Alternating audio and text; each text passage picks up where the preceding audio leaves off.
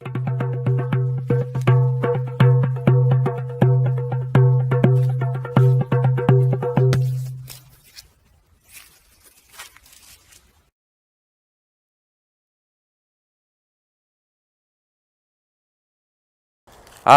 controversy. Don't you just love it?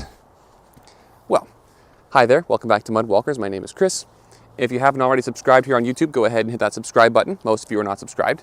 And subscribing helps a lot. We're getting close to 800 subscribers now. And once I get to 1,000, I can start to contemplate monetization. There's a lot more to it than just a subscriber count. But you know what? It's one step along the way, and I'm very grateful for everybody who's come along so far. Also, if you want to support me financially, there's a link for that in the description below, patreon.com/mudwalkers. Check out the link tree as well. Let's get into it. One of the first questions I'm asked whenever I tell a new person about naturism is, what about kids?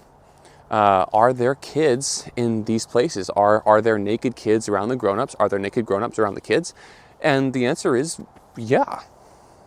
Let's look at this from a few different angles.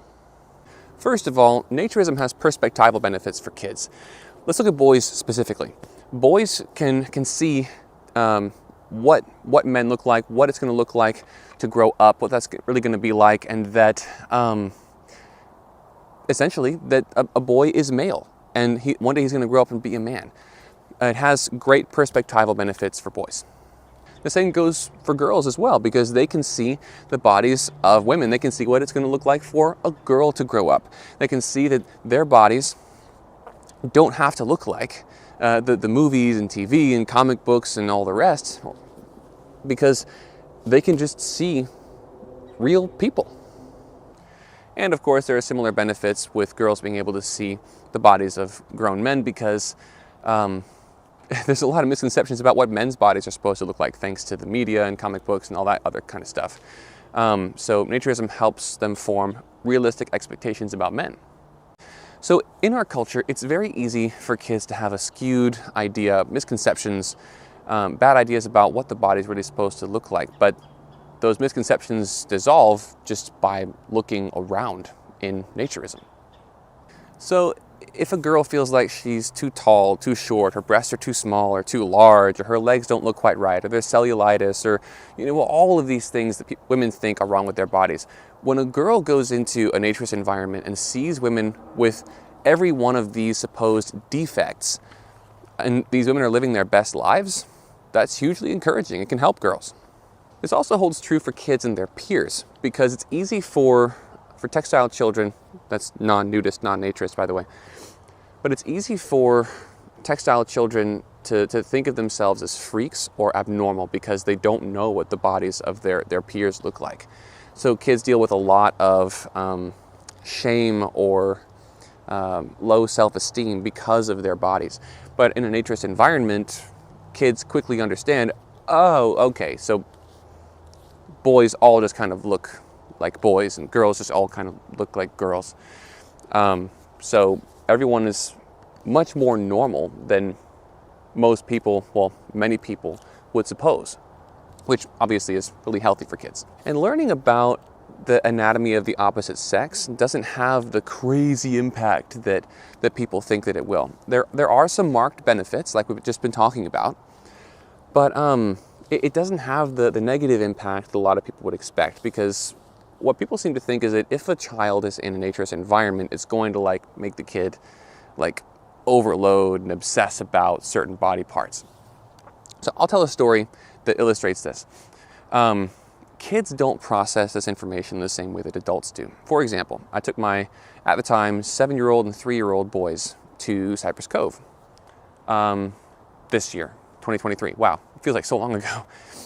And we got there and the boys wanted to get straight in the pool, and I told them, well, to get in the pool, you have to be naked. That's the rule here.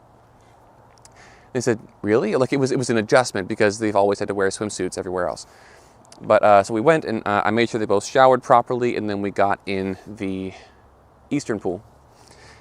And there was a few minutes where the kids were kind of in the water going, Daddy, he's naked. She's naked. I'm naked. Dad, you're naked. So it was this big adjustment. But it was all just curiosity about the fact that no one had clothes on. The boys weren't shocked at what they saw. They weren't appalled. They weren't, traumatized or something. It was just, okay, wow, like people don't wear these things here, like getting used to it. And they did. It took them about 5 minutes. And then they ended up getting to interact with some other kids that were there at the resort. Male, female, all ages were there at the resort that day. And it was never like a big deal. My boys, like I said, they adjusted really fast, and like they know what boys look like, they know what girls look like.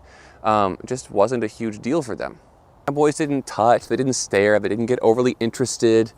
They just did their usual kid thing. They hung out, they played. We went and played some board games in the clubhouse and everything. It was really normal.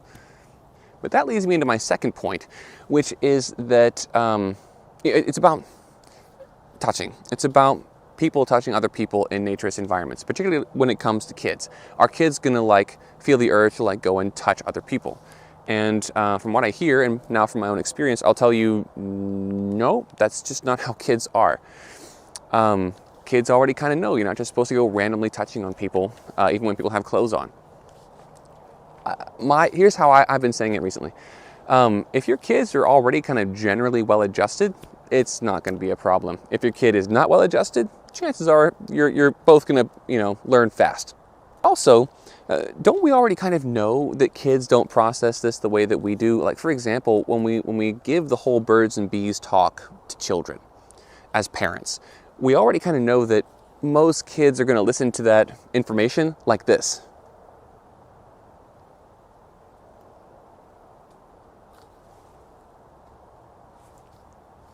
Because it kind of just grosses them out. It's not like they're going to get obsessed with it and they're going to go do all the crazy negative things that people fear. Kids just aren't like that, generally speaking. They can handle these things. It's very normal for them. In fact, with some of the conversations that I've had with my older son, he's 8 now, he asks simple questions about anatomy and function, and my wife and I just kind of answer the questions matter-of-factly, and he just kind of shrugs it off. It's not a big deal to him. And I get the feeling that those are the two basic reactions you're going to get from kids when it comes to this information is disgust and or disinterest. It's just kind of boring factual information. So both of my sons, they know what a vagina is. They know where babies come from. What I told my 3-year-old, he asked me how the baby was going to get out of mommy's tummy. Were they going to have to cut a hole in mommy? And I said, no, mommies have a special door for babies to come out of. It's right here. And he said, oh, okay. And he walked away.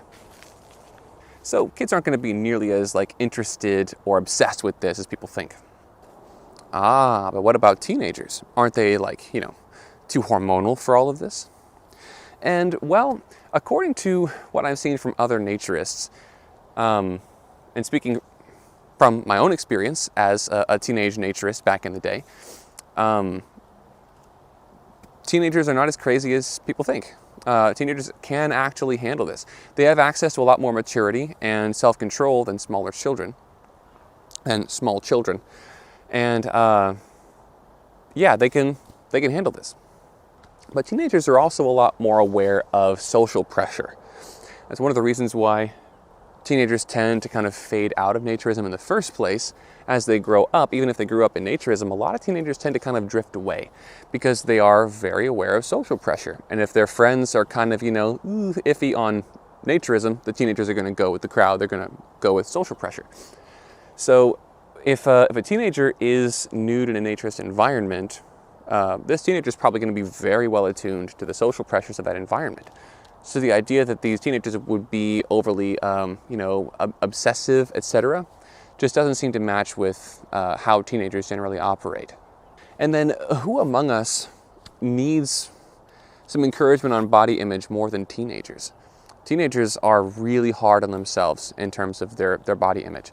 So for teenagers to be able to, like I said, see the whole spectrum of human bodies, different ages, different body types, different types of people, it can be really, really healing for them. I've heard lots of stories of that. So from what I hear, teenagers adjust to naturism really well, and they can get a lot out of it in terms of benefits. This episode of Mudwalkers has been brought to you by my generous supporters over on Patreon. Shout out to Nature Him, Todd, Edward, John S., Joseph, Charlie, Lionheart, Nudist Lifer, Adam M., Edward T., J. Good, Cyan B., John W., Clifton M., None Here, Marty, Austin S., Martin C., Benjamin M., JLDL, Corky S., Kenneth L., John F., Jeremy H., Richard M., PJ H., Tom L., David B., Joe S., Cedric, Jim K., and Dennis R. Did I do that in one breath? Wow. Anyway, guys, thank you so much for everything you're doing on Patreon. You guys are making my content possible. You're keeping my work sustainable, so thank you. I cannot express enough gratitude for what you're doing on Patreon. Mudwalkers is looking to do bigger and better things in 2024 and 2025. I'm able to make plans for the future, plans for expansion, plans to continue to climb the ladder and make Mudwalkers better and better because of what you're doing on Patreon. So thank you. If you're interested in becoming a Patreon member, we have tiers going all the way down to $5, and there's no pressure to stay in Mudwalkers. Lots of people come in for a month, 2 months, 3 months, whatever, and they bow out, and that's totally fine. It's your money, do what you want with it. But if you'd like to support my work, that's how you do it. Now, back to the video. Number 3, we have the freedom and harmony of naturism. I actually have a whole video about that right here, or in the description on Vimeo. And yeah, there's a certain freedom deep down in your bones in naturism, in nudism, that's difficult to describe in English. People always say that it's freeing, but what does that like really mean? It means that being human is good enough. That you don't have to have all of this on you, all of this to function, to be good enough. And your nakedness becomes a symbol of being your true self, being yourself, being authentic. In a way that is not as easily symbolized with clothes. Because with clothes, yeah, you're expressing yourself freely. But you're not being just yourself. You're adding something onto yourself. So the nakedness is a great tool, a great, not just visual symbol, but also an introspective symbol that you being yourself really is good. It really is good enough. That being human is fine. And that's what nakedness is. It's humanity. After all, naked means human, right? That's the hashtag, and I'm sticking to it. But there's also the naked harmony of naturism. There's a certain harmony in naturism that, again, is difficult to put into words. The conversations are better. Just socially, there's something about it that just makes the whole thing better. And naturists from the youngest ages all the way up have talked about there just being something to that. The interpersonal interactions are just better, more harmonious. People seem to be freer and more open. There's a conversational vulnerability that comes in with being nude, and I don't know how it works, and I don't know anybody else that claims to know how this works, but there's something different about interacting naked with naked people. I call that naked harmony, and that's going to be a great experience for everyone. Not just a great experience, but a great benefit to people. I think it really helps people, this naked harmony. So why would we withhold that from kids? If it's good for us, then let them have it, let them do it. All right, once again, I know how excited you are to get to the end of this video, but in editing this video, it became apparent that it was much longer than expected as well. So we'll talk more about family naturism next time.